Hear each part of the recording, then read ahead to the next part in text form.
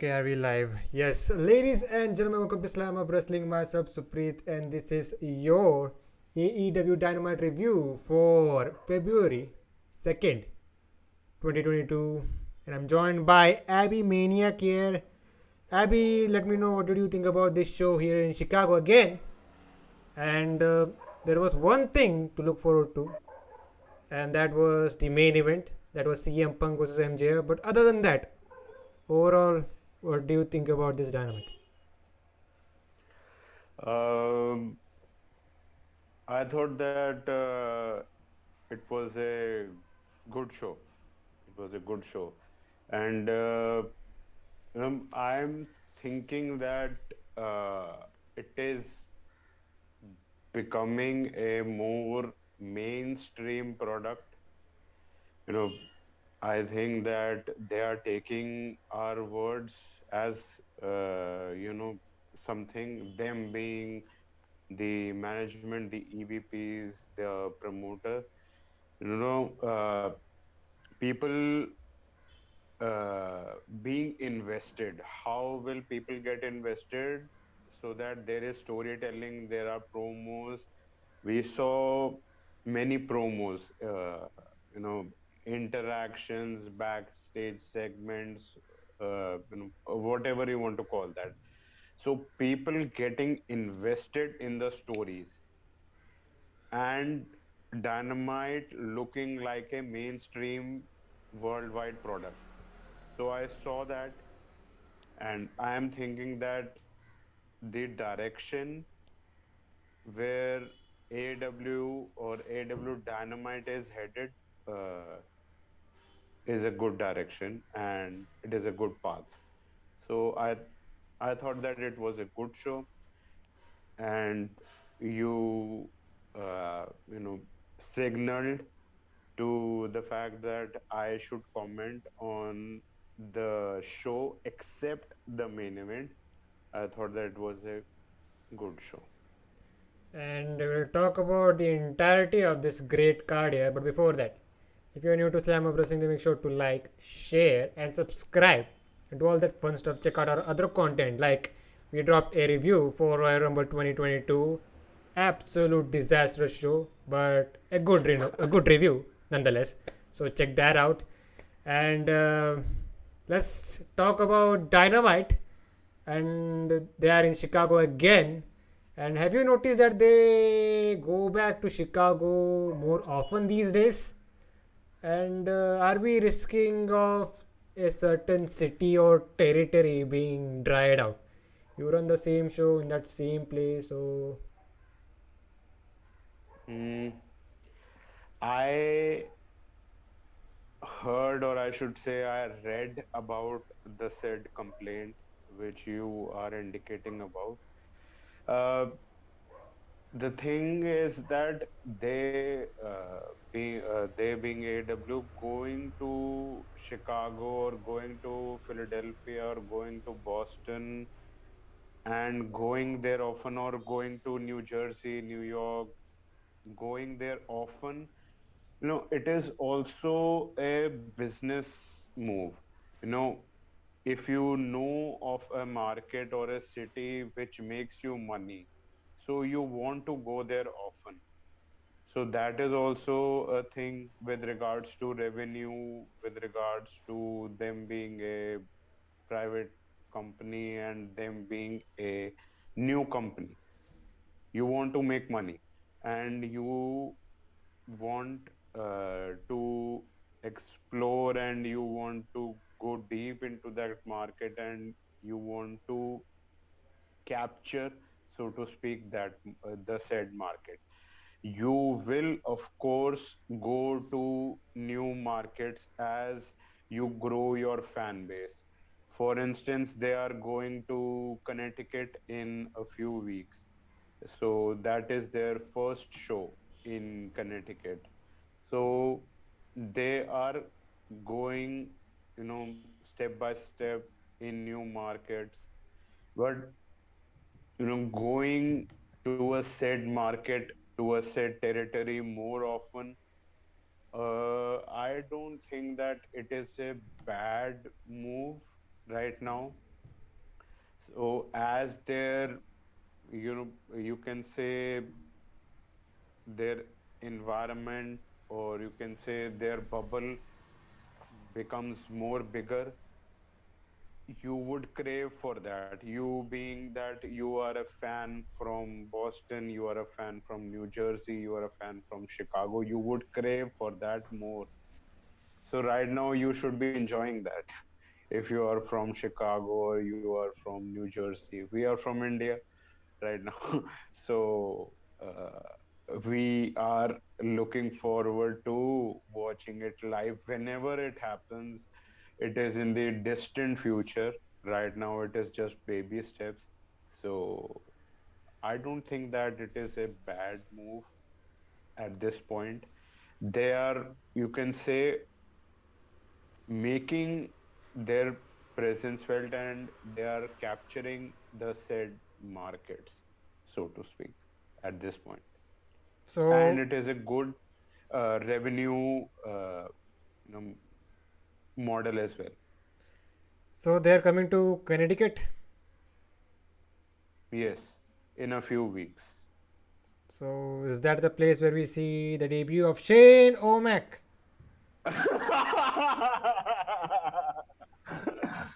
uh, no comments. At this point, we don't want him. But Yes. Uh, sticking to the AEW, part of the conversation. So they kicked off here with John Moxley versus Wheeler Yuta, who was accompanied by Orange Cassidy and Danhausen. So it's still unclear whether he's aligned himself with the best friends or not. It's still up in the air. So originally this was supposed to be Moxley versus Brian Kendrick, who recently got out of a WWE, you could say, contract. He was, I think, in a coach role over there in the performance center. So he recently got out, and there was certain excitement for when this match originally got announced that it was Brian Kendrick versus John Moxley. So then something changed in the 24-hour gap, that it was revealed that Brian Kendrick was somewhat of a conspiracy theorist, and for that he got cancelled. And just like that, this match also got cancelled, and Wheeler Yuta took the place of Brian Kendrick. Nothing much. Anything you want to comment on the Brian Kendrick situation? Because um, that the this conspiracy theory, things always goes over my head. mhm, mhm, mhm. No, the thing is, anything that I say, it would not go well. Any comment I make, if it doesn't go with the mindset of the masses, it wouldn't go well. And I am of the said mindset that uh, I am not mostly in the, you can say, in the mindset of the masses. I many a times think a little different, because it is also the said fact that what Brian Kendrick commented on. First of all, he commented on a said subject, which is not a very sensitive subject to us here in India. And so we cannot judge him for that. And he commented on the said fact, on the said subject 10 years ago. So we also do not know that does he resonate with the said thoughts, the said opinion right now. So I can only comment on the subject of cancel culture. So he getting cancelled or he not getting booked, I can say that that was a little not good, so to speak. But I cannot say that what he said or what in what the subject, that how does it impact the people who are of the said you know religion or something like that, or who resonate with the said culture. So I cannot comment or judge of the impact. So I can only judge on the cancel culture thing. I do not uh, resonate, or I do not support the cancel culture thing, basically, in a general sense. And what happened here was basically that he expressed his opinion on a subject which he resonated with 10 years ago, and it became a topic of conversation on social media, and his match got cancelled. That was basically what happened. People were very much excited before they knew of his opinion, of his thoughts, which he had 10 years ago. So it looks and it seems illogical in a way that you are not you getting fired, or you not getting a payday because of mindset. It doesn't seem good to me, but this is the world that we live in. So uh, I cannot judge, and I cannot comment on the said situation in a whole way. But what I understood of the said situation, I commented on that. So what is your opinion regarding Uh, like that's why I said this. Whenever something like this happens, it always goes over my head, and I'm not the type of guy that looks into this situation.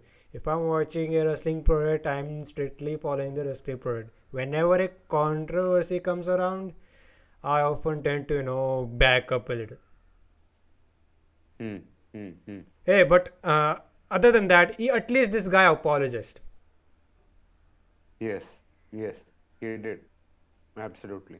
So now I hope he betters himself, and the apology was a good sign, and he could slowly work on himself and then start getting back to work. Hmm. Yes, Something absolutely. I hope Miss Tessa Blanchard would have done. But that's a whole story for another day. But back to the Dynamite review. So it was Yuta and Moxley, and it was a good enough match. Like Moxley was, in control for the most part. They did give some shine for Yuta. It was not a glorified squash match here. Like what happened was Mox was on the outside, and he was cornered by both Orange Cassidy and Danhausen.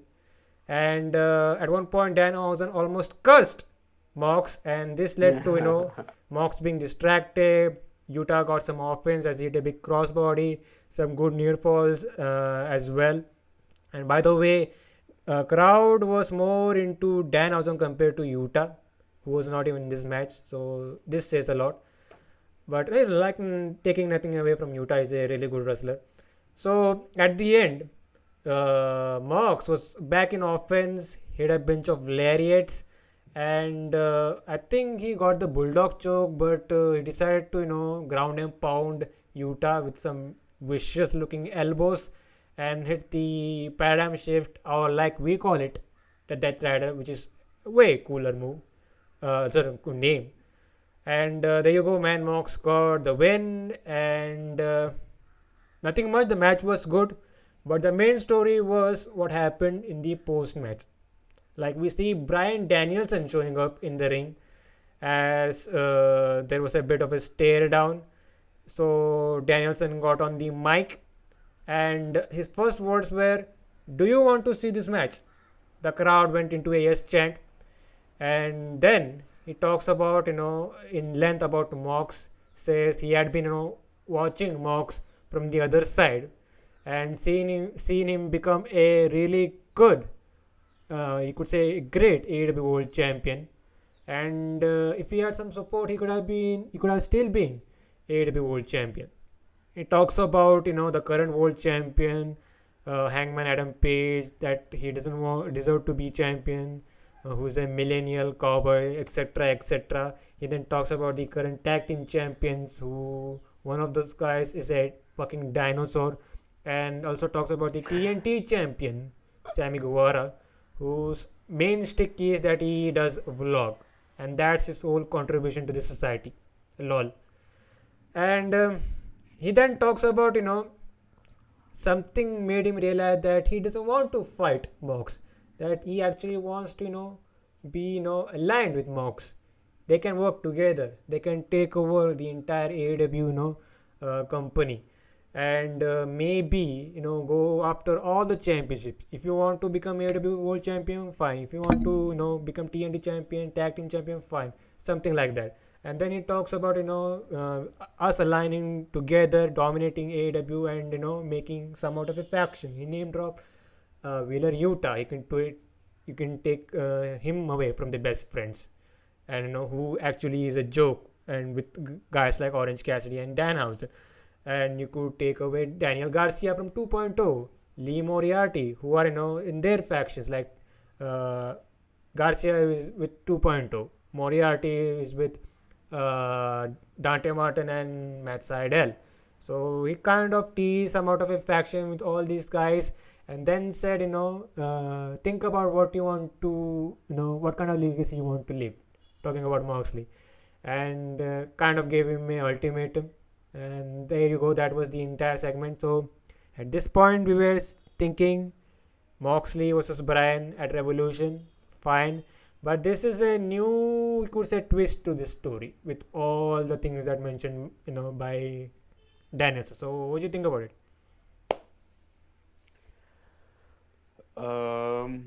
I loved the post-match interaction. The things that you just mentioned, what happened, and a new twist in the tale. That is basically, if it happens, but the story progresses and people get invested, and the eventual showdown between Moxley and Bryan Danielson, it eventually stretches out. It doesn't happen at Revolution, it happens at a future pay-per-view, whenever it happens, in the distant future. So the people, jump in and they go for the ride. Basically, people get invested, people, enjoy what happens throughout the ride, and then the match happens. So I would like this scenario a lot more than the Moxley Bryan showdown at Revolution, just within a span of 2 to 3 weeks. Because here you have a stretched out story and people jumping in, us included, for the ride, and us getting invested, what happens, blah blah blah. And there is a story to it, people getting invested and all, and there is a story to it. Others getting involved. He name dropped the said people that you mentioned. So there's a whole lot of elements to it. So this scenario is a lot better, in my opinion, rather than giving just a throwaway match within a span of 3 weeks between Moxley and Brand Daniels. And with regards to the match, I have a similar opinion like you. Decent match and a predictable outcome with Moxley winning with the Death Rider, and Wheeler Yuta had a better showing this time in comparison to the last time when it was a glorified squash match. That's basically it. And you know, we talked about Wheeler Yuta in one of the reviews in the past that people aren't invested in the guy. That's the basic problem. And them, that is the people being invested in Danhausen more, that is a guy who is at ringside more than the guy who is wrestling in the ring, says a lot about it. That is a bad impression. That's all. But now they are teasing somewhat of faction, and with the names involved, one thing is common is that all three are great in-ring technician in the Yes. aspect of great technical wrestlers. And who's the guy that gave this idea? Brian Danielson, who's another great technical wrestler, absolute legend. So whatever they're going for with Mox and Danielson, I think it's good. And meanwhile, it could build something else. So this rumored faction, I think I would dig it, because these other guys, I think, would actually get over and wouldn't be known for just being technical wrestlers, because Brian Danielson is asking for you, so there should be something more. Like, Mm. you are actually putting over these guys immensely when you have Brian Danielson name dropping. Agreed. So actually looking forward to this and see how this story progresses in the coming weeks. And if let's see what they do with these guys. But moving on, we have Brandi Rhodes showing back on TV. And for a second, I was actually excited, because I actually dig Brandi Rhodes in certain segments. The last segment she did with Dan Lambert, I actually liked it because she actually has some good mic presence. But I saw this one, and I'm like, okay, I finally get it why people hate Brandi Rhodes segments. And this was one of it, because overall this segment, they tried to do a lot, especially Brandi, which didn't even make sense, and it came across on television. So let's go through this entire thing. What happened was, Brandi Rhodes is there in the ring, and she talks about how she loves, for a second she got confused whether she's in Cleveland, whether she's in Chicago, and she says basically it's the same thing. And all of a sudden, Dan Lambert shows up, and he actually got a huge pop, saying that he came out to shut down Brandi Rhodes. So we see usual Dan Lambert stick running down Brandi Rhodes here. Says he has come out to give her a reality check, and he actually comes out with Man of the Year like always. So basically, he's taking shots at Brandi, saying seeing her position in the company, seeing who she's married to, etc., etc. And Brandi responds like as she's getting run down by Lambert. She looks to Ethan Page and says, "Why are you laughing at? The only reason we hired you is to get to Josh Alexander." The first big ooh moment, which was actually good at that point. And then Lambert continues to just talk shit about Brandi, even talks about Brandi's big things, if you know what I mean. At one point, called it fake. And from there, I think this segment started slowly going downhill. And Brandy Rhodes actually talks about Dan Lambert being in AEW. He rather be his main focus should be against with American top team and building those guys, because recently certain fighters from his you could say camp have lost some big fights. And I think one of them was against Amanda Nunes, I think, which is some old news. So this segment goes on and on and on, and after a while, Lambert says that he can't actually raise his hand on Brandy because he wants to avoid being cancelled. This was actually hilarious, this line. So who comes out is Paige Van Zandt of American Top Team. She shows up, and we see somewhat of a brawl between these two until we see officials coming out. The some of the ladies from the women's division came out to separate these two, and there you go. This was the entire segment. I can say this segment was bad, and now we are looking into a situation where we are getting Bandy Rose versus Paige Van Zandt, and I think they're going to give this a big spot. And I don't know, man. Not very much into it, seeing how this segment came off. Hmm. Uh, I first of all, I loved the things that Dan Lambert said. Basically, the zingers of Dan Lambert always do.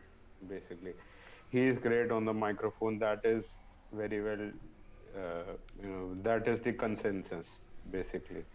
And secondly, Brandy Rhodes maybe at one point, when you said that the segment, started going downhill. Maybe I should not say, she wanted to get back at Lambert, and she tried to, but she failed. You know, getting uh, and pointing towards the mixed martial arts fights.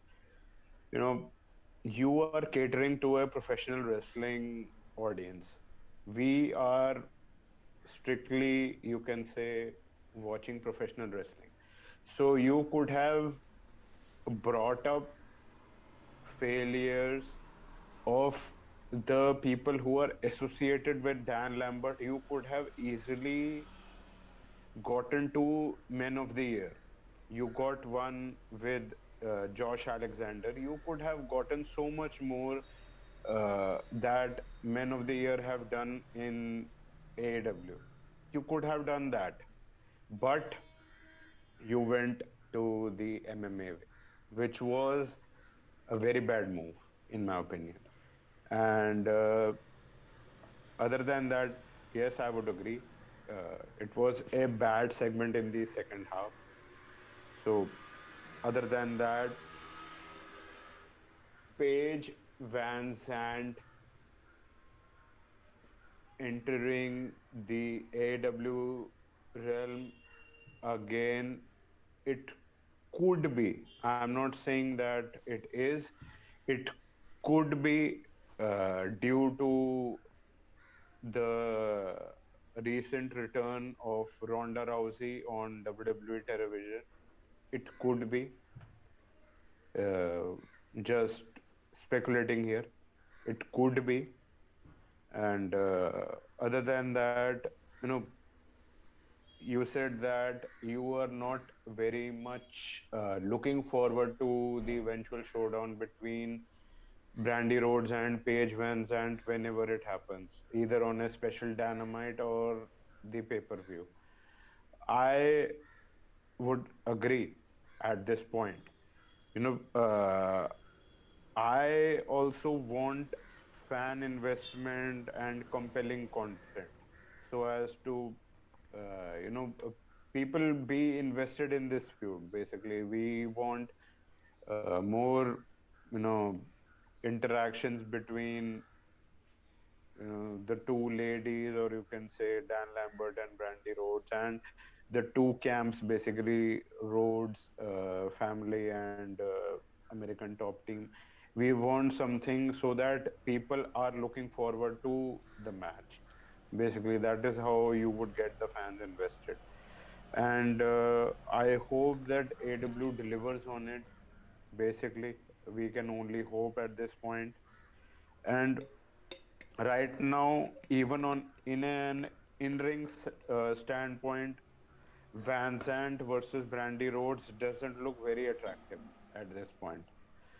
So the promos and interactions could only be the thing that sells us to watch this match. So let's hope that it does. That's all. And the thing I realized, this is a Chicago crowd, smartest crowd in the wrestling landscape. Uh, so they what Brandy was getting was go away, and Brandy came off in this segment. She didn't know what the fuck to do. Like, at least she could have gone fully heel, and that in that way the segment would have made sense. So first of all, they are not ready to accept both Brandy and Cody as babyface. At least in Cody's situation, it is actually intriguing. But Brandy, she actually failed. I can't say even failed. She was in the wrong place at the wrong time. That's a type of situation. And don't know, man. If this is how the crowd is going to treat this, then I don't know. So basically, Paige Van Zandt will come off as a baby face, and Brandy Rhodes will get shit on. That's what I am saying. Hmm. Brandy Rhodes, even at one point I guess I heard it in their reality show Roads to the Top. She also, I know that reality shows are scripted, but even then, she also alluded to the said fact that you are saying that Brandy Rhodes is better comfortable in a heel role rather than a baby face. So she knows that the people would not accept her as a baby face at this point.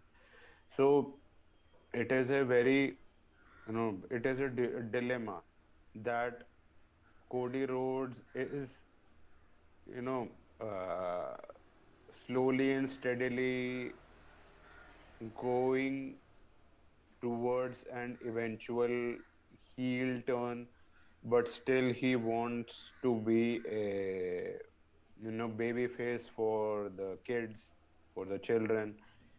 But Brandy Rhodes is already there as a heel. She doesn't face. And this concept of heel and babyface, AW plays with it and they don't give a fuck. So that uh, fucks with the crowd as well. That what do you do at this point? So that also it also happened. We talked about it when Cody Rhodes and Ethan Page had their match. Crowd didn't know how to react, basically. That who do we cheer for, who do we boo, basically. So these type of situations are very problematic. So but they're going forward with it. That's all. I can't say more about And about it. Paige Van Zandt, if she pulls off a Ronda Rousey, then good on her. At least she has some TV presence. Let's see how the in-ring aspect works out. And I think it's going to be a while till we see that match. And I think they may do it at Revolution. I can see that happening. Hmm. If they do, there can only be obviously there can be two outcomes, one winning or the other winning. But I would say that if they want to stretch this, they would have Brandy winning with some shenanigans. So basically, they would establish Brandy Rhodes as a heel, and then eventually, on a special Dynamite, Paige Van Sant wins eventually. So that would be a, I guess, a better way to cap off this thing rather than just have a throwaway match which Paige Van Sant wins. Because if you don't have Paige Van Zandt winning, it would hurt her legitimacy as a MMA personality. That's all. But moving on, a little segment involving Andrade and HFO, the HFO. So Matt Hardy is a little disappointed with Private Party, who couldn't get the job done last week at Rampage, getting the tag team championships. So Andrade jumps in, and before this, Matt Hardy was talking about the TNT championship, and Andrade quickly jumps in. So there was a little back and forth over there. So Matt Hardy is this time is fully pissed at the Pride Party members. So what's going to happen is this coming Rampage, we are getting Sammy Guevara defending the TNT title against Isaiah Cassidy. And Isaiah said he is not just going to take the title of Sammy, but also gonna take his girl as well. So then Andrade talks about the whole situation with Darby Allin and Matt Hardy. Not wanted to know what's the status around that situation. So Andrade said that it could be that Darby Allin may be wanting some big money, and I think he would get another try. Maybe talk to his dad, Mr. Stink. So that was the entire segment, man. And the only good thing about it was Assistant Jose doing a fist bump with one of the Pride Party members. That was it. But yeah, they Pretty are much. going with some stories, and that TNT title match Mm, should be good, and nothing much. mm, mm, But moving on, we had a tag match. This is the Kings of the Black Throne, that is Malakai Black and Brody King. They're facing two-thirds of the Death Triangle. This is Pac and Penta L0M. And it was a good match. And one thing to notice was Pac showed up blindfolded and needed assistance from Alex Abrahantes to even make his entrance. So what happened was it was Pac who actually started the match with Malakai, and it was later revealed as he took off the blindfold that he can see clearly. So we see stereotypes from Pac and Penta to the outside, and as we go to the final parts, Pac and Penta were about to get the finish. What happened was Brody King came in, pushes Pac off the top turnbuckle. So little distraction as Black sprays the black mist on Penta. So Kings of the Black Throne hit their finisher, that is the Dante's Inferno on Penta for the win, and there you go. And like I said, it was a good enough match, and I actually enjoy these two, that is Brody King and Malakai Black, with whatever is going on with their story. It's actually intriguing. I love their entrance, their presence, the whole package, and give me your thoughts on this match and whatever they're doing with Brody King and Malakai Black. mm. I thought that it was a very, entertaining bout between the two teams, and Pac's blind act, as you said, was a ruse. So I also liked the reveal when he did it at the start of the bout. And other than that, the ending of the bout is also pretty, you know, good. So as to, you can say, to extend and to develop the story between the two factions, or you can, and also the it also adds to the character development of the House of Black, basically. And also what we are also invested in the said story, that now what's next, you know, he sprayed the black mist in the eyes of Pentagon. So now what is next? What is going to happen? So if you are invested, mission accomplished, basically. Good stuff. And I think this feud will go on because we have to get one Malakai Black versus Pac match. Like, come on. Yes, but we have to wait and see that when that eventual match happens in the Road to Dynamite, or you can say the Control Center episode of AW this week. In the video package, Pac,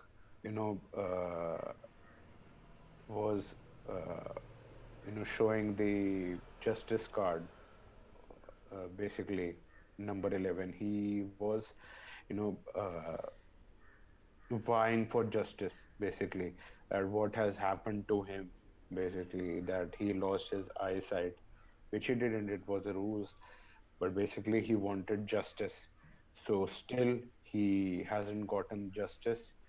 So it's still, the story, the animosity between the two factions is still going forward. When the eventual showdown between Pac and Malachi Black happens,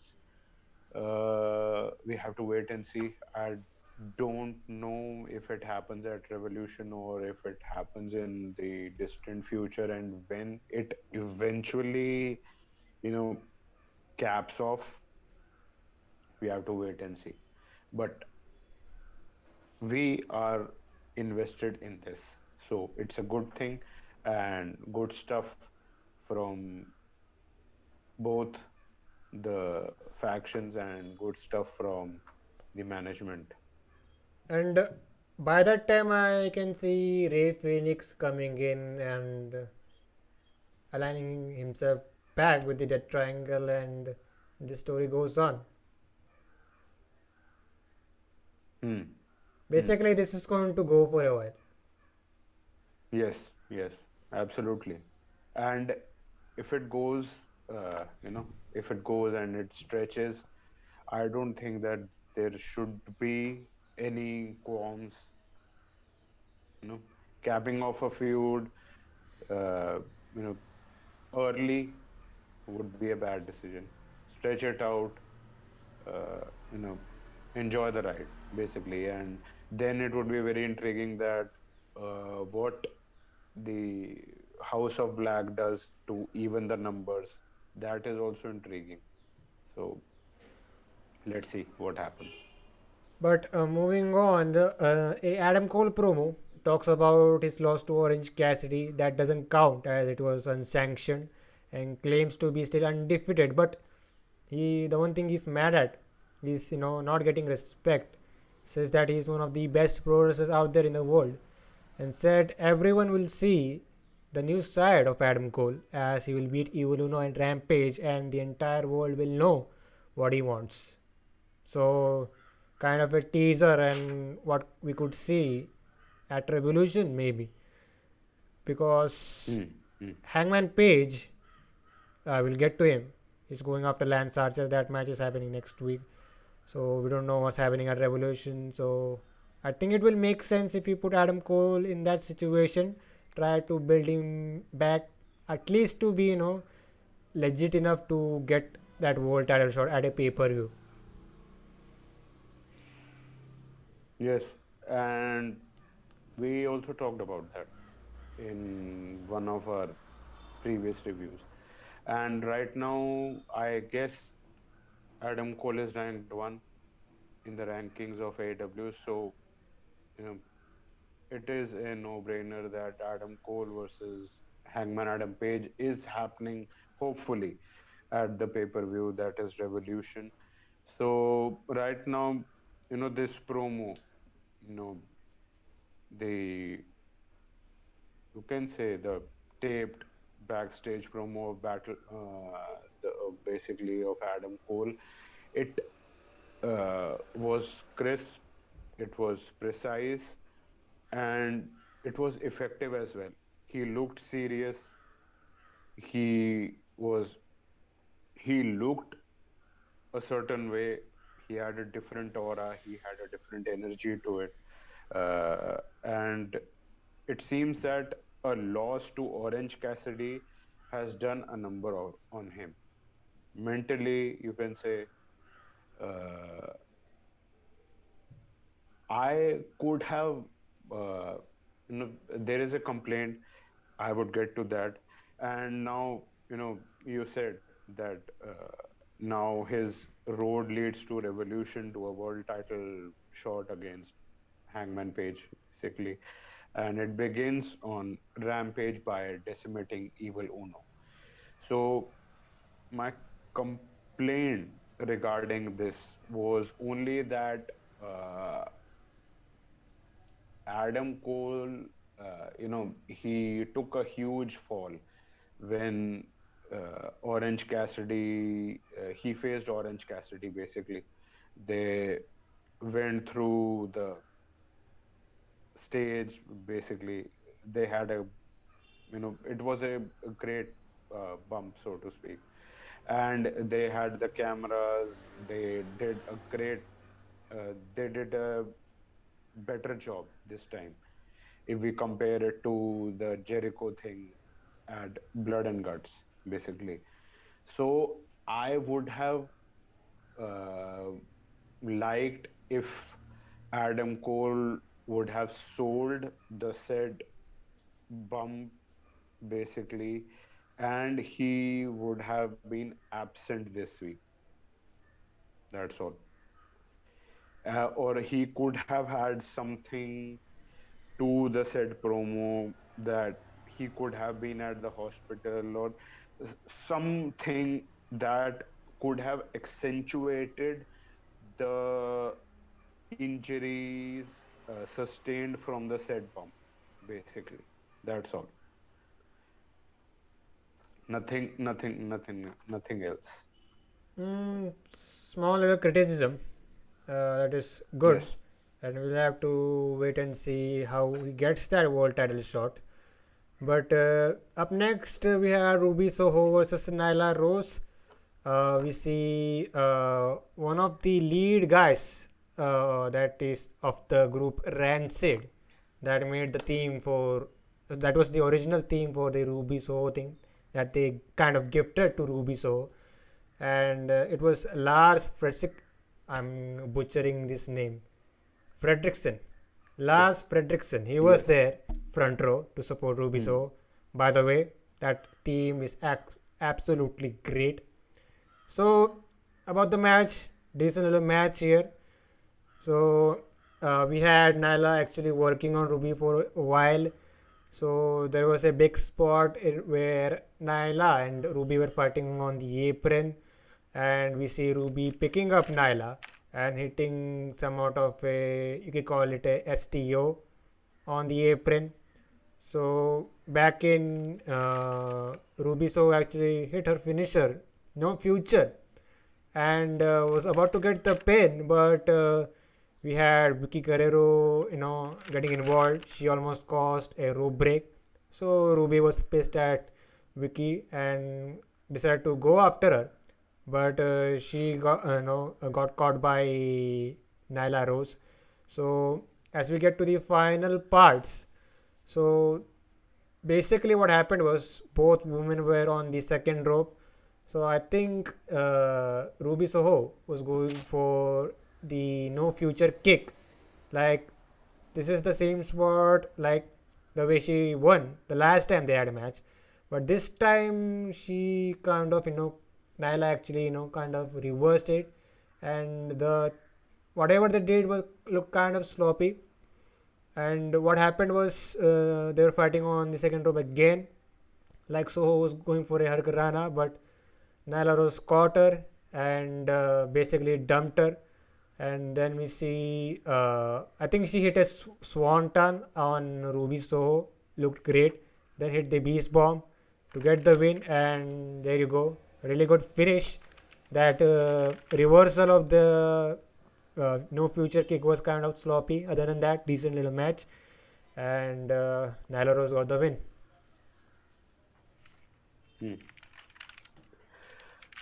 Um, I thought that it was a good match, like you said, competitive match. Basically, uh, at the end, you know, when you said that uh, Ruby Soho hit the STO on the apron, she hurt her lower back in the process.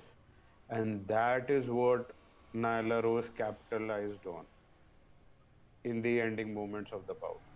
Hitting the swanton and then hitting the beast bomb, all the offense targeting the lower back.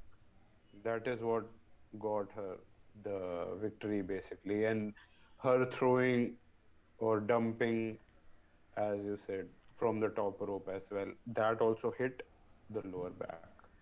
So at the end, good stuff basically. And other than that, the premise of the match was basically simple.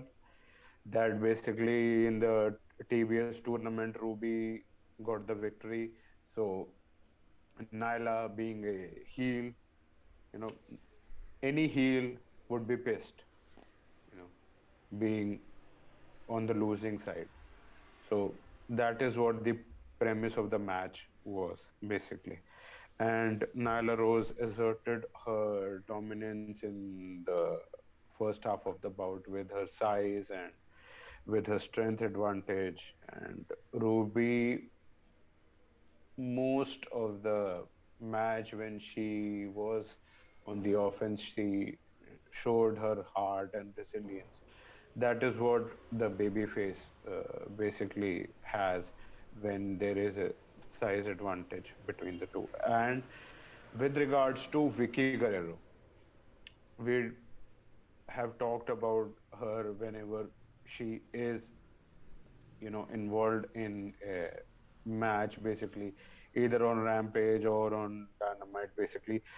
She always does, and here as well, a great job, in my opinion, to garner heat, basically. And here as well, with her screechy, annoying voice, she got inside Ruby's head, and I guess it was great heel work from Vicky Guerrero. She is a veteran. She knows how to get heat. Basically, she is not a modern day cool heel. She gets the heat, and great job. Basically, good match. Too much heat. Yes, but that's the, you can say, attractiveness aspect, or you can say that is the value of Vicky Guerrero. Not anybody else can do the shit that she does. You know, getting heat. We had a lengthy conversation with regards to baby faces and heels in our last conversation. So, what she does, it works basically. So I would commend her for the work that she does. If the wrestling fan of 2022 or 2021 hates Vicky Guerrero, she is doing a brilliant job. Well, there you go. But before I forget this, there was a segment involving Gun Club who got hold of a camera backstage, and they were trying to, bully Jungle Boy. And Jungle Boy was not ready for all this bullshit and decided to go fight all three members at the same time, but the numbers game, caught up, and we see Jungle Boy being thrown out of the arena in the cold, snowy weather of Chicago in the streets. So what happened was they dumped Jungle Boy on the pile of snow until further damage could be done. We see Christian Cage and Luchasaurus coming out for the save as the heels, escape. And the only logic gap was how did Luchasaurus show up in the cold weather? I thought reptiles. I thought reptiles hated cold. No logic at all. Or is Luchasaurus an exception? Luchasaurus is an exception. He is a masterpiece. Did you know he also have a master degree? Uh, yes, I heard that on, I guess, Being the Elite. Many, Moons ago. yes, There you go, man. There you go. and That was the entire thing. yes, and I loved this interaction. Loved the ambush from the Gun Club. It had a lot of Attitude Era vibes to it, and basically, I would love more of such stuff. Getting the fans invested, good stuff. And I loved the snow. But as we Yes. move on, we had the world champion, AEW world champion, Hangman Adam Page, showing up for a in-ring interview segment. We had Tony Schiavone to do the stuff. So he brings up, the upcoming death match that is happening next week, if I'm not wrong, in Atlantic City. So this is a Texas death match, which is not happening in Texas. Weird logic over there. So it talks about being champion for 81 days at this point, and when this year started, he actually begged for a challenger, and is still waiting for it. He talks about having a 5-month baby at home, and there's a foot of snow outside. By the way, did you see his graphic that read, he doesn't even know his flight is cancelled for tomorrow? Something like that. Yes. So Yes. it goes through this promo, and suddenly he gets interrupted by Dan Lambert. He comes back again, and he's joined by Jake the Snake Roberts. And Jake Roberts actually had some mic time this week. Talks to Paige and says, "Are you having bad dreams, a nightmare? What is it?" He said he does smell something, and this smell is the smell of fear, something like that. Then Lance Archer shows up, said enough of this shit, and he charges to ringside, and Paige came out flying with a tope, big brawl in the outside. So we see Archer getting sent into the steel step, but Archer recovered, hit a big got up, and we see Paige getting choke slam on the edge, like the steel step was laid like in this, you could say, the awkward position, and we see Paige getting choke slammed on the edge of the steel step. Looked brutal.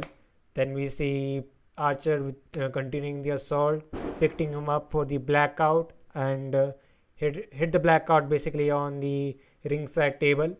And we see Archer standing tall as we wait for the death match for the world championship next week.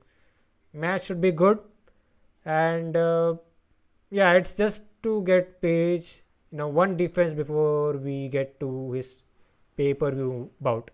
And at this point, it's going to be Adam Cole, and yeah, that's basically it. What do you think about Archer being, getting involved in the world title scene? And do you dig the build-up? Did they convince you why Archer should get a title shot, even though he's not ranked? Uh, The thing is that I have been absent from watching AW or any wrestling programming for a few weeks, so I cannot comment with regards to the build up when it started, with regards to this bout between Hangman Adam Page and Lance Archer. But what I saw here, this was the first indication with regards to this bout for me. So what I saw here, I pretty much liked it. What I saw here. So basically, you ran down the whole segment. You know, in my opinion, the interaction between both the competitors was great. Archer looked like a monster, and the addition, I don't know when it happened or this was the first instance. The addition of Dan Lambert to the partnership of Jake the Snake Roberts and Lance Archer. uh, I guess that it would only elevate the investment of the crowd, of the fans in Lance Archer. Sometimes Jake Roberts isn't able to, deliver on the microphone sometimes. We can understand the age factor and many things, which are in play. So adding Lambert to the mix is good, in my opinion. Lambert can, you know, help in this thing. And other than that, which is good in my opinion. And I'm not saying that Jake Roberts is bad on the microphone. He is good, but sometimes, things happen. His age is a factor. Sometimes he's absent because of something. So Lambert can fill in, and with Lambert is great on the microphone, and we have a lot of instances where we can it is proven that Lambert is amazing on the microphone, and he is an asset to AW programming, basically. And with regards to Hangman Adam Page, Hangman's promo on Dynamite, in my opinion, it felt weak, to be honest. You know, I know that booking a babyface champion, we had a little, discussion in one of our reviews that booking a babyface champion nowadays is a little difficult. But you know, and the promos, the content, sometimes there is a limited you know bubble where you can go with your shtick with regards to being a babyface and a champion. But still, you can go out of your way, you can make the fans invested and something like that. But here in this instance, for me, I thought that what Hangman said, what Hangman was trying to, you know, say, whatever, his promo felt weak for me. But still, I understand what is happening. Even if I take the real life things, what are happening to him with regards to the flight, what is in happening at home, if I take all of those things into consideration, I understand. I completely understand, and I can give him a pass with regards to the things and the energy being put with regards to the promo. That you have to prepare yourself for the promo and whatever. And overall, I guess this segment did its job. Basically, making Archer look like a legit threat heading into the title bout next week. Basically, we know that Hangman isn't losing the championship, but the opponent. he still has to look like a legit threat. So this week, I guess they tried to accomplish that mission, and I guess mission accomplished. That's all. What did you think about this, the whole build? Because you were throughout there for the ride. I think they actually didn't make good job on telling us why Archer got inserted in the title picture. Would have went put in the effort, tell us why he got inserted. Can he do that when you have the ranking systems? We also talked about there are loopholes. I think they found a loophole to insert Archer in for a short term build. If that's the case, then it's okay. Other than that, they need to work on that stuff. And on that note, the match between Archer and Page should be good next week, and nothing much to add. Hmm. But Right. as we move on, promo by Chris Jericho. He talks about what happened last week, like what happened between him and Santana and Ortiz, and he actually takes little credit for what he has done for Santana and Ortiz, and he was disrespected. Like you know, both men were kind of were much leaning towards Eddie Kingston, and he questions what has Eddie Kingston done for you guys, because I have done a lot for you guys when AEW started and all. Because and talks about it's because you started together in the business, saying living in the same uh, area in New York somewhere. And like I said, Jericho basically listed off all the things they have done in the early parts of AEW with Inner Circle and all, and calls himself a influencer. So basically, he wants to clear all the things. So next week we are getting a Inner Circle team meeting in the ring next week on Dynamite, and he said everyone should show up and attendance is mandatory. So expect something big to happen in the meeting next week. I hope mostly Santan and Ortiz opt to walk out of the Inner Circle, and you go from there. Whatever you want to tell in terms of story, I think we could potentially see Eddie Kingston coming back. They could do their program, continue their program, and at the end, I expect something big to happen. Hmm. Hmm. I I am expecting a similar thing as well. Uh, you know, when uh, Jungle Boy and Luchasaurus won the tag team championship, I guess it happened on Rampage, if I'm not wrong. It Won the happened tag, on Rampage? won the tag titles. Y- yes. No, no, no, no. It was the TBS debut for Dynamite. Okay. It happened on TBS and it was the main event. Mm-hmm.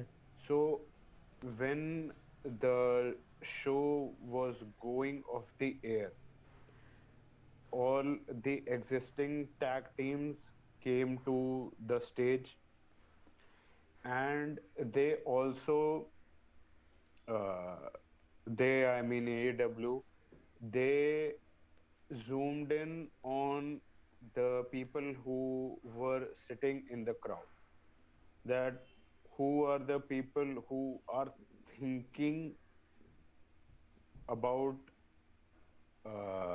being in a tag team or are on the verge of being potentially in a tag team in the said future. So we saw Chris Jericho, we saw Malakai Black, we also saw one or two more people.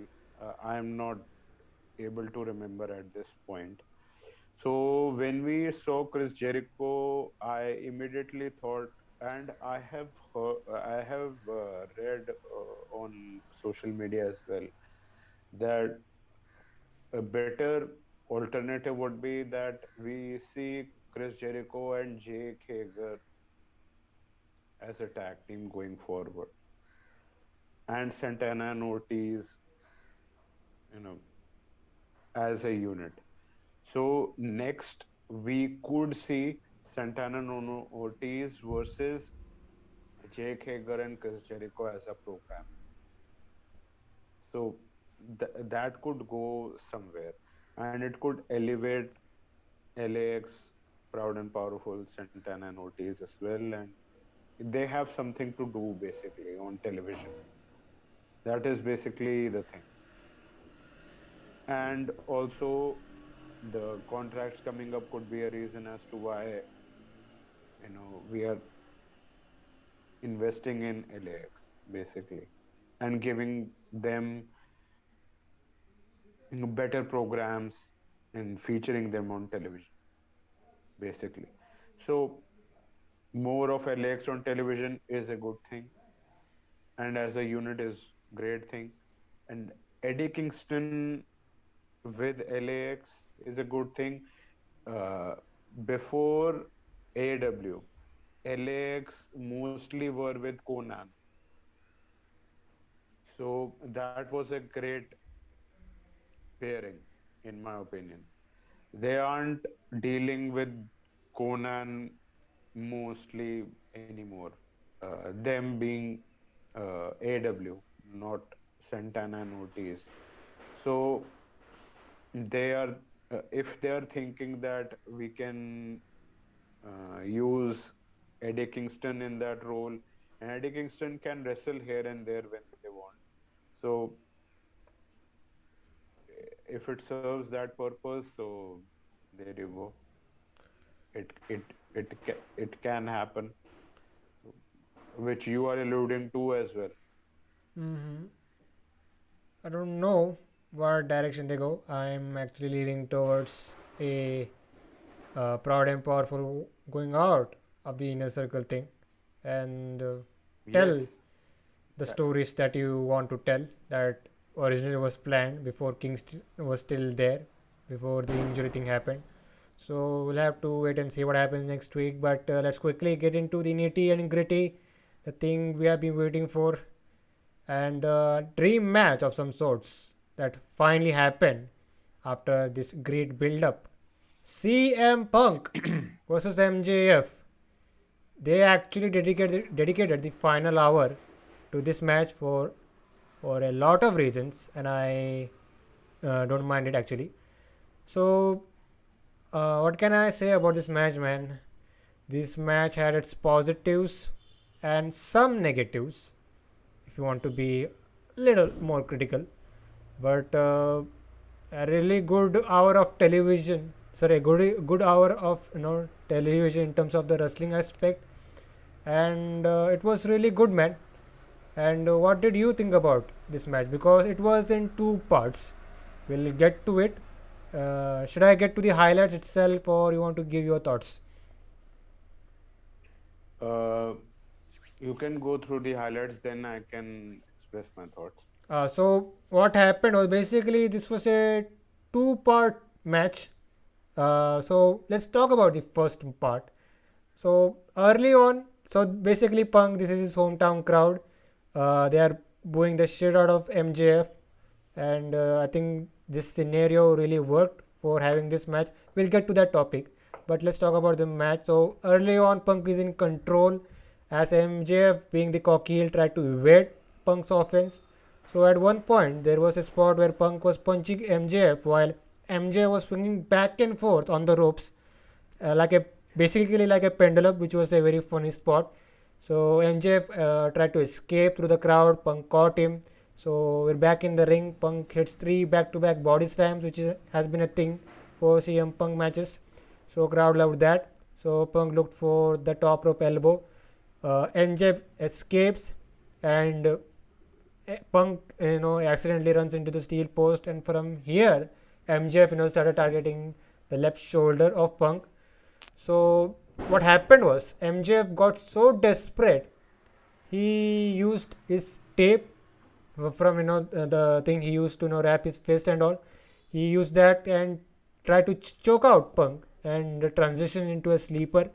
So referee tries to check on Punk, and he did the spot where he raised his arm, and the third time Punk the arm dropped, and referee called the match, and MJF won via submission. This was actually a shocking outcome at this point.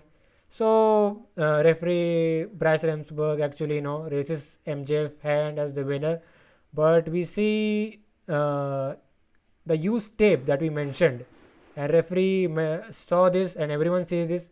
So he talks to the ring announcer Justin Roberts, and everything led to the match being restarted.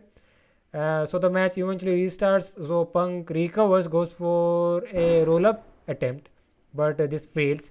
So the theme of this match was, like we this also happened in the second part that we are talking about, is that Punk actually tried for the GTS several times, but every time MJF escaped. So at one point, both men were fighting on the top. So we see for the first time in 17 years the Pepsi plunge. Punk went for that after all these years, really got a big pop, and we also heard a Pepsi plunge chant at one point. So MJF rolled to the outside. Punk hit a the top pick on Hilo and hurt his knee in the process. And from here, MJF, started targeting the injured knee. He even went and did the Bret Hart figure four spot, but kind of, looked a little ugly over there because it's a very complicated move, and only Bret Hart could actually pull it off because he is Bret Hart. But he went for that. So basically, like I said, targeting the injured knee. So now he has a injured shoulder and knee. So basically, Punk is wounded at this point. So Punk started getting this spread, and he hit a reverse Rana, which looked like it actually connected, but Punk almost landed on his neck. Looked brutal. So as we get to the finish, like Punk was getting on offense, but what happened was Wardlow showed up after all this time. He finally decided to show up, as MJF was like MJF actually escaped yet another GTS attempt and just fell to the floor. So Wardlow shows up, and there was something going on where he did some tease, as it looked like he was going for MJF, but he actually side steps MJF and went after Punk. They had little face to face, and as Punk gets MJF in the ring, we see MJF with some referee distraction, like Wardlow helped in that case, use the Dynamite Diamond ring, and basically knocked Punk out and beat Punk again. So basically, MJF would go on to beat Punk not once but twice in the same night. So there you go. And the final parts, it was later explained in the replay that Wardlow showed up, went face to face with MJF, and we could see the back camera catching the glimpse of Wardlow handing in the diamond ring to MJF. Referee didn't catch this like the previous spot he did in the first part with the black tape and all.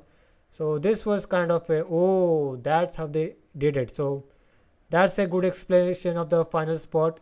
And there you go. Overall, really good match. I don't know about the dusty finish that they did.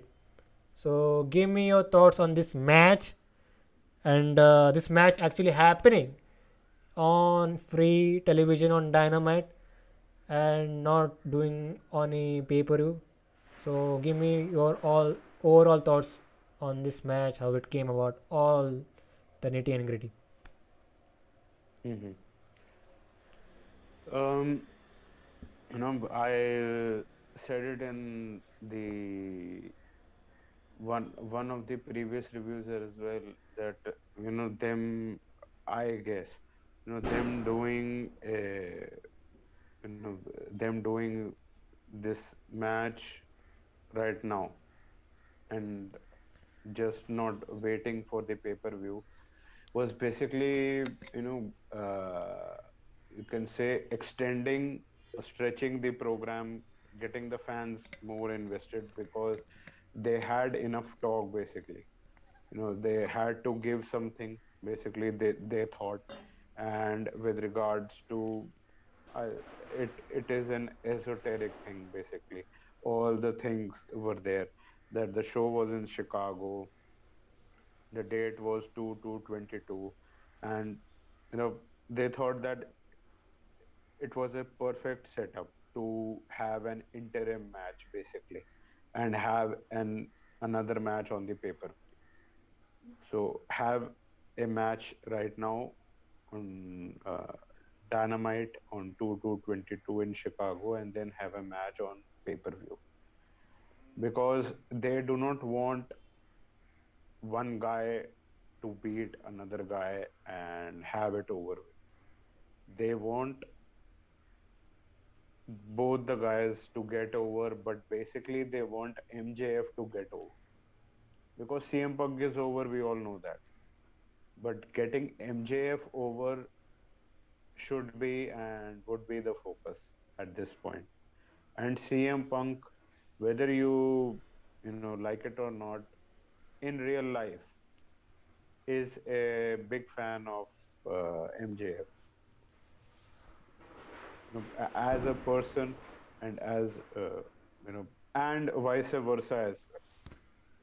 So basically, CM Punk, you know, going down and putting over MJF two times in one night gives you an impression that how big he is on the guy, and he wanted to put him over, and he wanted to put a stamp on the guy that he is legit basically, and fans care about the guy or they hate the guy basically.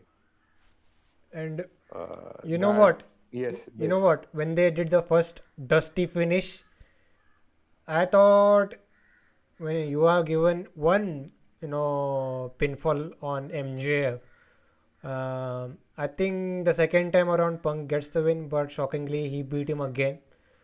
Because similar thing happened with Jericho at All Out, if you remember. hmm The Jericho match with MJF at all, the last All Out. okay, yes, yes, yes, I remember it. Mm-hmm.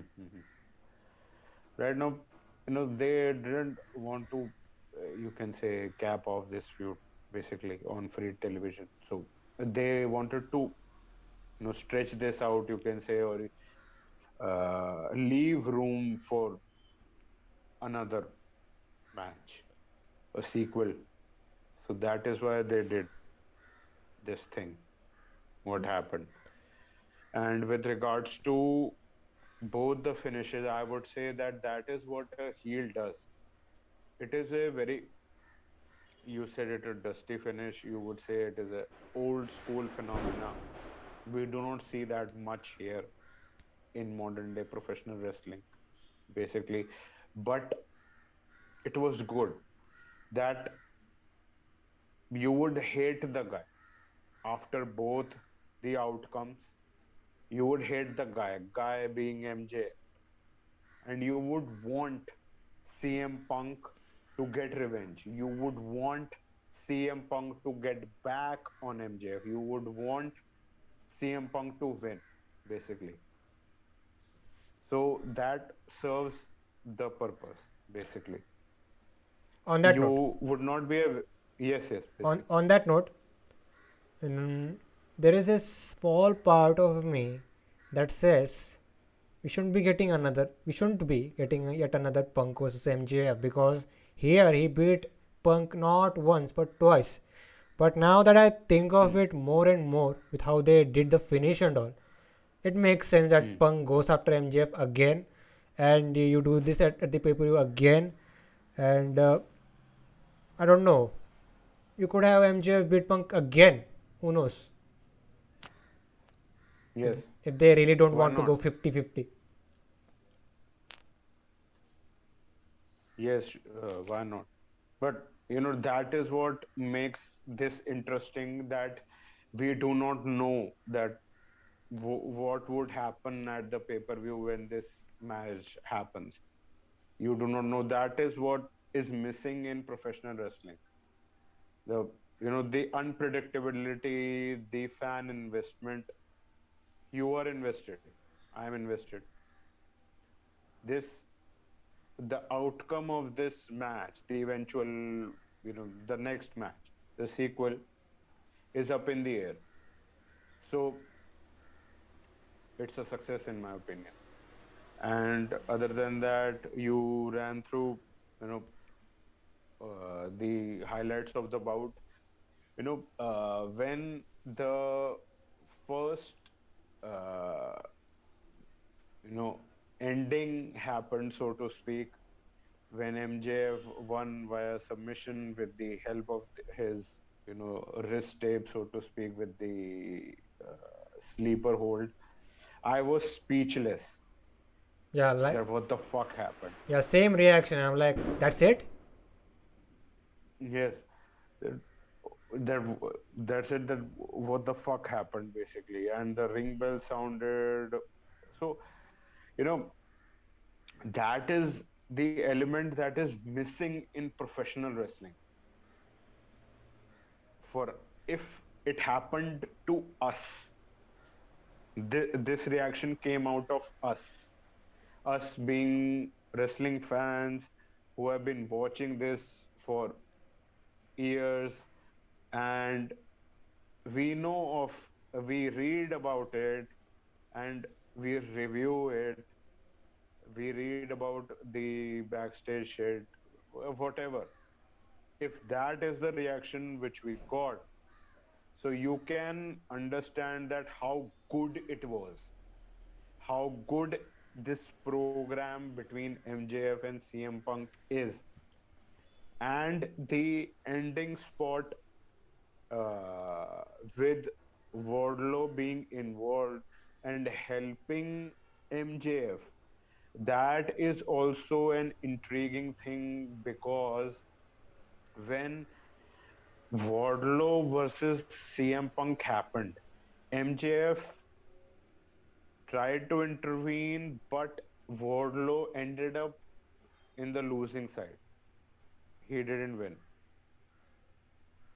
But now, here in this case, Wardlow successfully helped MJF. So that adds to the eventual possibility of the showdown between MJF and Wardlow.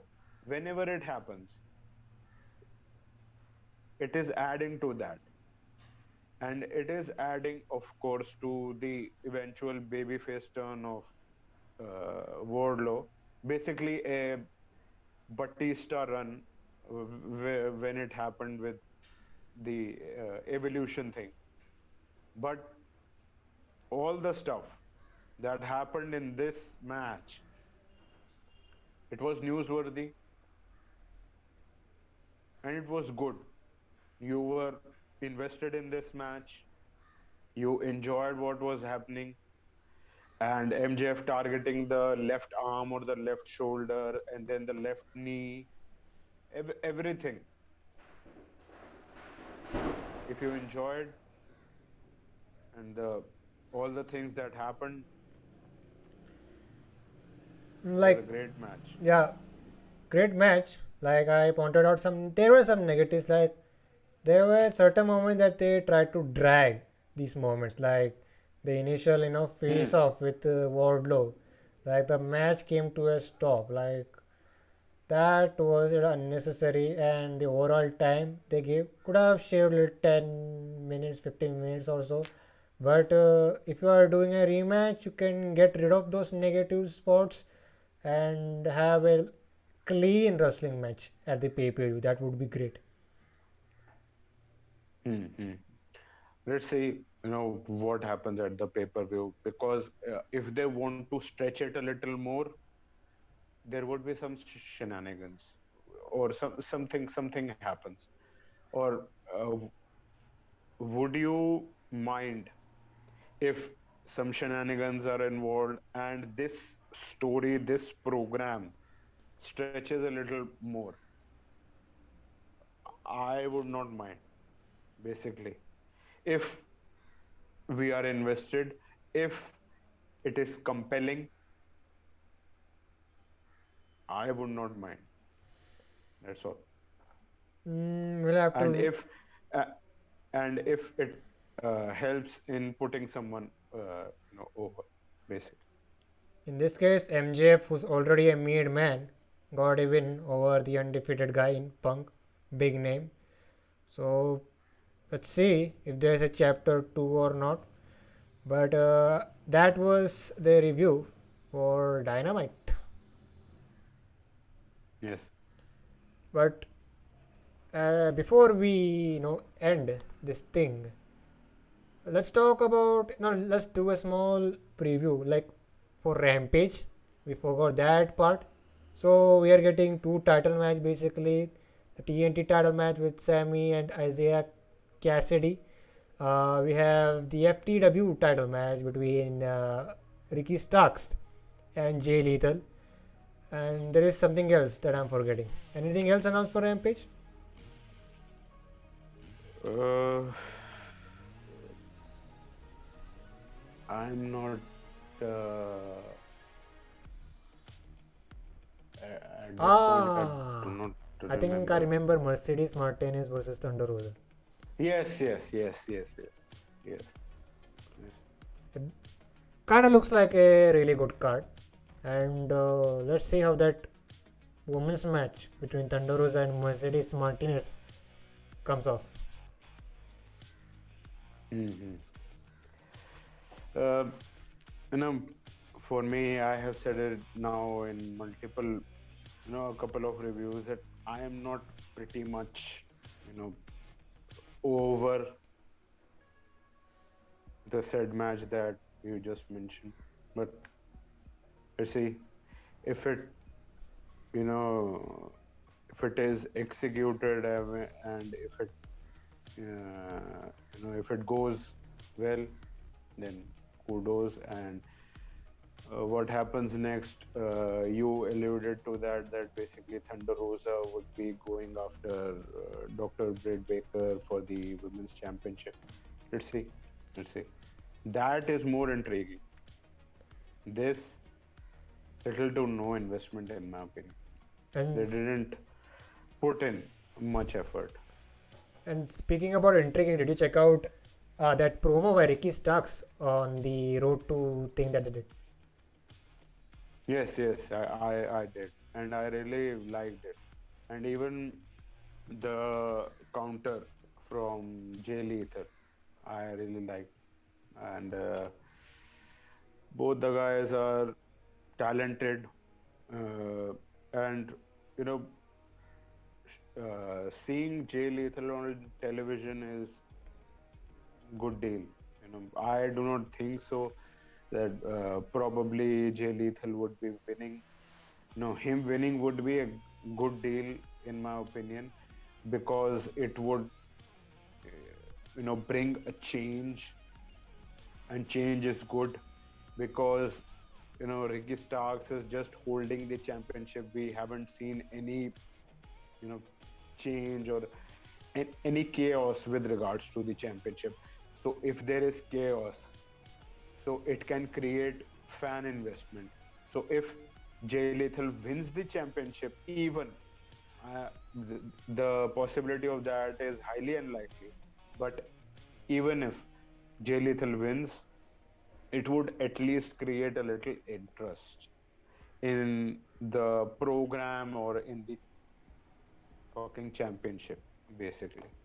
So there's that. And both the guys are great in ring, so it would be a uh, great match, basically.